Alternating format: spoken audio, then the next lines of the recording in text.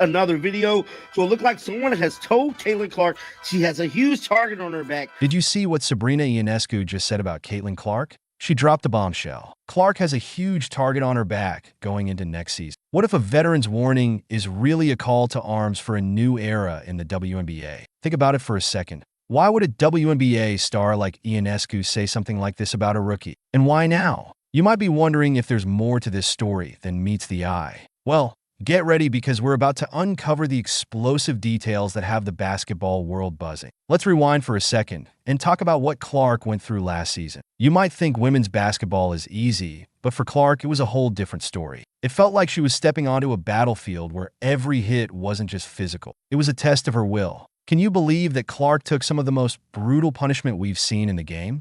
We're talking about the kind of physical play that makes you wince just watching it. It was so intense that at times, it seemed like people were trying to take her out of the game, literally. Imagine stepping onto the court knowing that every player on the other team isn't just trying to stop you from scoring. They're out to hurt you. And get this, Clark accounted for 17% of all flagrant fouls in the league this season. Game after game, she faced relentless punishment, the kind that could break a player both physically and mentally. But here's where it gets really interesting. Clark didn't just survive this brutal treatment, she thrived. She kept coming back game after game, taking hit after hit, and still putting up incredible numbers. It's like the more they tried to break her, the stronger she got. You might be thinking, surely the refs stepped in to protect her, right?